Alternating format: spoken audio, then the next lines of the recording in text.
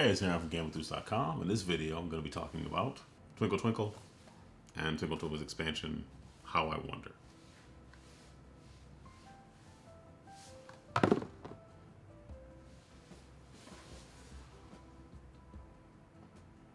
Twinkle Twinkle is a tableau pattern building game?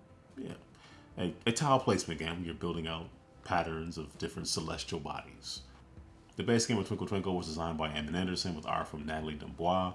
The Twinkle Twinkle expansion, How I Wonder, was designed by Ammon and John Brieger and has art from Natalie Dombois. Both published by Allplay, playable from 1 to 4 players, intended for ages 8 and up. Let's talk about star charts. Okay, this is what a 2-player setup might look like.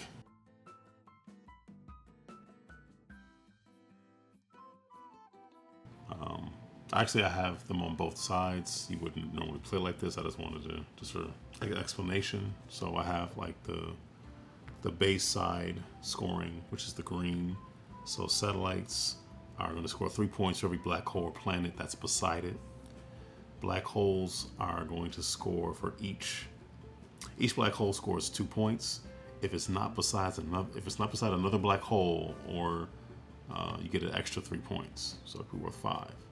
If it's not beside any stars or planets. Okay. Planets just score 3 points. Asteroids, they work on this scale. So 1 is worth 2, 2 is worth 5, 3 is worth 9, so on and so forth. And they're clusters. So clusters of asteroids are worth X number of points. Cluster are asteroids that are beside, orthogonal, or diagonal to each other. And comets, each comet scores 1 point per star beside it. Orthogonal stars.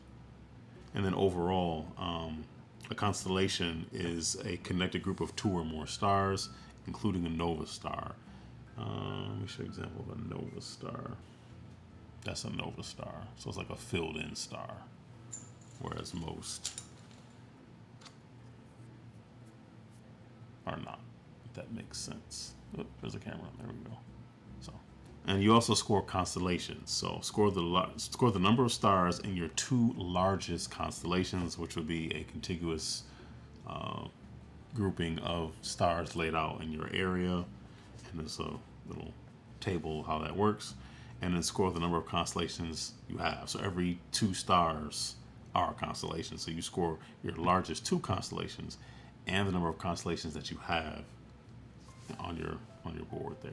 And then nova stars, score 1 point per nova star on your star chart. This is your star chart. These are star charts. That is not next to a black hole. So if you have a nova star next to a black hole, it doesn't score. And I just have the flip side over here. There's different score conditions. So each satellite scores 3 points per planet and black hole in its row or column. Each black hole scores 5 points if it is not beside another black hole. Nova stars and planets beside black holes score 0. You probably don't want that to happen. Planets score 2 points. If you have the most planets or a tie, you score an additional 8 points. Asteroids, score your largest cluster of asteroids that are beside each other or diagonal. That's very similar to this one. Oh, if you have the fewest asteroids, you lose 5 points. So it's very similar to the base one. They just tweak it a bit so you lose 5 points. And then comets, each comet scores 3 points per constellation beside. So every tile with two or more stars besides a comet, 3 points each for each constellation. That's pretty cool.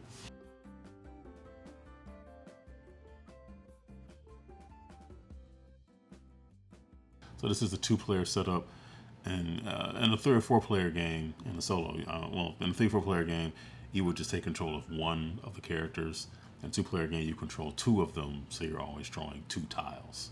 And they do have standees. It's just you can see them better if they're laying down. But then these are the nicer ones that you can get if you wish. So like I said, they do have matching standees. It's just I'm not using them, so you can actually see what they are. You load up the current round, and then the next round is here. Whatever one doesn't get picked moves all the way over to the left, and then these would just come up.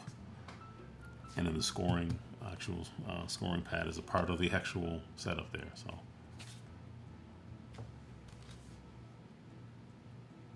Okay, actually I need to flip this over and score it this way.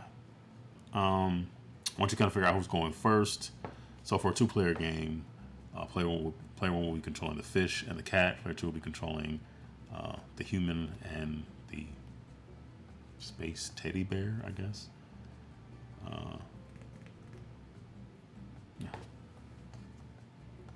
Yeah.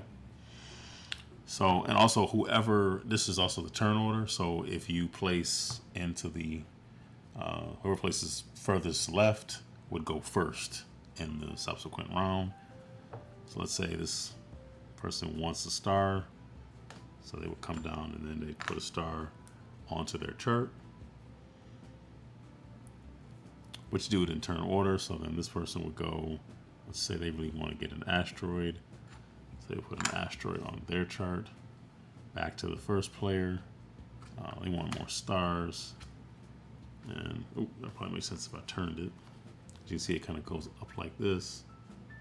I can't really connect these very well. Actually, I can't connect these, so I can connect them like that. So this is now a constellation because they are connected through the corner. You can't like go at another angle. You can't do this. You can't do that and then have them connect like that. It really only works like this. And then the second player, they want a planet. I'm gonna get a planet here. This will move all the way over. This is the turn order. And it's not, it's not always gonna be that way, but, and then these will slide up. These get replenished. And you keep going until you fill up the, so I did not fill up either one of these star charts in for this example, but you have an idea of how it works. I mean, you're competing to get these tiles and also positioning yourself such that if you go to the leftmost one, you go first the next round, so you get first pick. And you get to decide how important that is. If nothing out here really matters that much to you, then, maybe you don't mind going into the last column. Maybe you don't mind going last in the next round. It's up to you. Something that you have to, a decision you have to make as you keep playing the game. So, yeah, but that is Twinkle Twinkle and How I Wonder. I mean, mechanically, they work very, very similarly. You just have different scoring conditions for the expansion stuff, and they are double-sided. So a little more challenging, I think. It does mix it up quite a bit. And then you can kind of mix and match whichever you want. As I mentioned, some do have a dependency on others, so you don't want to definitely pay attention to those. But yeah, that is Twinkle Twinkle and Twinkle Twinkle How I Wonder. Let me tell you what I think.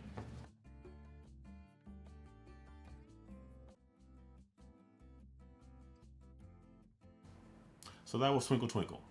I really like this game. I like things that are just tactile. I like tile placement.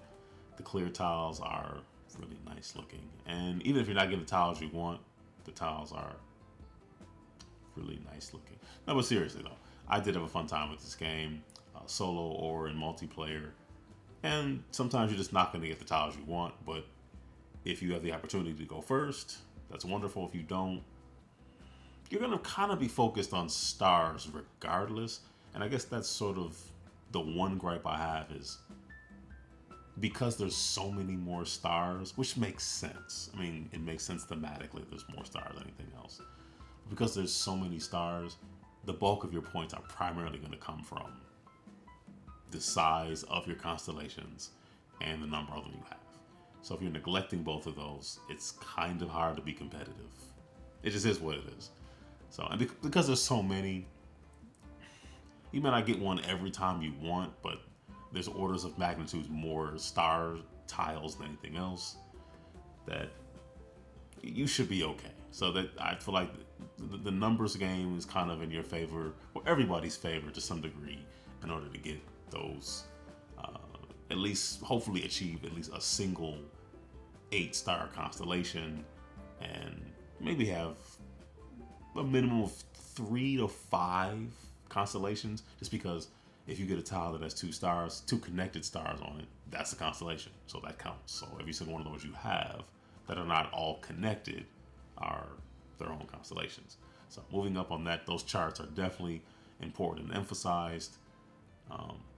The times where I didn't quite hit 8, I felt like you have to have stars to win. You don't have to, but it certainly will probably end up being the lion's share of your points. So that might be the only, not really a gripe, but just an observation that players who are just getting into the game might not be aware of. Like, you see the stars on these boxes, focus on those stars. But anyway, yeah, that's Twinkle Twinkle. Very fun game, fun solo, fun multiplayer. I mean, really nice table presence. It's just a smooth game. It goes rather smoothly, and the number of different celestial bodies and man-made things that are thrown up there. Well, I guess the satellites would be it. Have enough variety to keep things interesting. So you can play the game, and every scoring thing, every object has a simple or standard and advanced. A standard and advanced version. Just more variety. So just more reasons to keep playing and try playing a different way. So that is Twinkle Twinkle and its expansion, How I Wonder. Very fun games.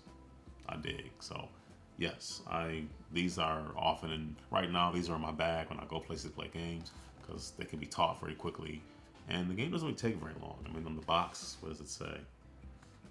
I should know this, but I don't. It says 30 minutes, which is largely pretty accurate. So yeah, that's Twinkle Twinkle and expansion, How I Wonder. The boxes are about the same size. You can fit everything in either one of these boxes, but it's not gonna close really. So I mean, it's a tight fit. So but it can it can be done. Maybe just put rubber bands around it. If you're into that, I don't know. Some people are they don't want to damage the structural integrity of a game box. But I'm not really worried about all that. So I just kind of smash, push, and just cram everything into a box, or just divide it up between both boxes. Whatever you want to do. But anyway, Twinkle Twinkle is fun. I'm rambling. Thanks for watching. Take care. Stay safe. And be blessed.